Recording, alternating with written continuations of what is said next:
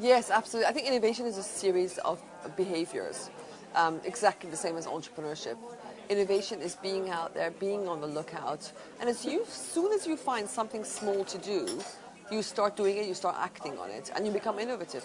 And innovation, I don't think it's finding the next, solution to some sort of a human mystery. It's very small. You start with small innovations of how you work in the office around you, and it sort of gets into a habit, basically. So I think this innovation, we have the idea of people in white lab coats coming up with the next iPod.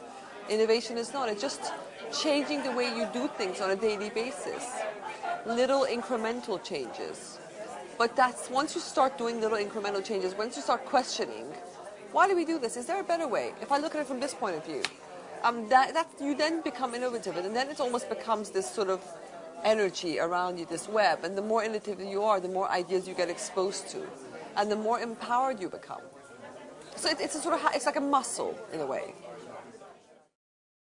I think working life and personal life are very tied up, which is why I think this whole word work-life balance doesn't mean anything. Because in a generation whereby, you on your BlackBerry, you're having Sunday lunch with your grandmother and you get an email. In this day and age, how could you separate life?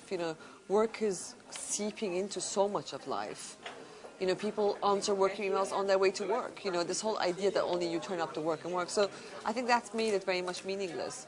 And therefore, you've got to be much more engaged in what you do and love it, because you can't help it. It seeps into your life. So you might as well use the other side of the coin and let your life seep into your work as well. But I think in this generation, because of technology, that's allowed every single person to behave just like an entrepreneur. And to be honest with you, companies need that, because no company is going to survive with these people acting like corporate robots. A company doesn't need a corporate, or used to need it, but it doesn't, because they need people to be awake and innovative and come up with new ideas and try new things and be alive in what they do. Otherwise, the company stays behind and you become a sort of dinosaur. Switched On is essentially about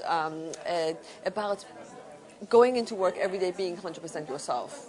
And being alive in what you do, rather than switched off, which means you go there every day essentially for the paycheck. And you're going there because they're paying you, and you do the same thing you did every day.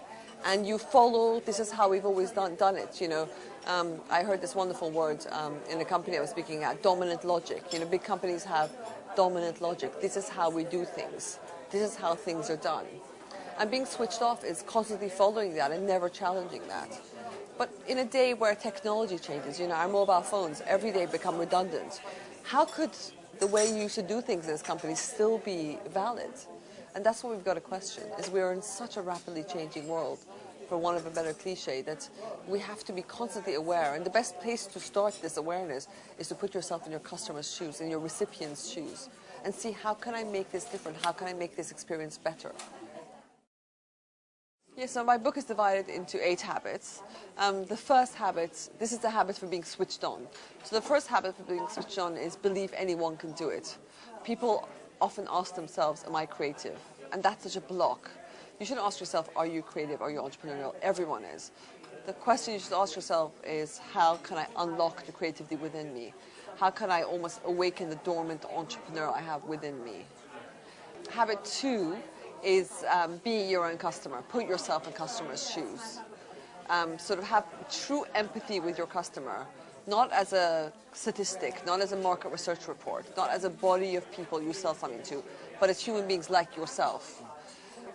Habit 3 is get out of the office, get out of the bureaucracy, get out there where the customer is, not where your office and the structure is.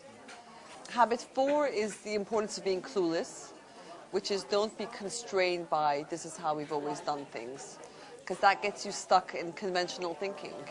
And the same research report you're reading, your competitors are reading, so it gives you no new insight. So you've got to forget about how things have always been done, so you find new ways of doing things. Habit 5 is prototyping, which is when you want to do something, make it real. Don't do PowerPoint presentations. PowerPoint presentations are a complete waste of time. Sort of show people this is how I mean. Play around with it, sort of with whatever. Make a mock-up of what you're trying to do. Role play it. Bring it to life so people can see and feel it, and you can then improve on it. It becomes work in progress. Habit 6 is notching up on no's, which means that basically every new idea you have, however brilliant, will get shot down immediately. And part of the innovative process is to realize that actually people have a status quo bias, people hate new things, people reject new things, and it's up to you to persist until you get a yes, never to give up, really. Habit 7 is bootstrapping, which is when you've got a good idea, you've got to make it happen. Here we say by hook or by crook. Somehow make 2 + 2 = 5. People complain about not having enough budget, having limited resources. That's good. The more limited your resources, the more creative you become. And the last habit, habit 8, is be 100% yourself. This whole barrier between work and life is completely imaginary. It doesn't exist, and you can bring your head and your heart to work. Even as a robot? Even as a robot. Then you don't become a robot anymore.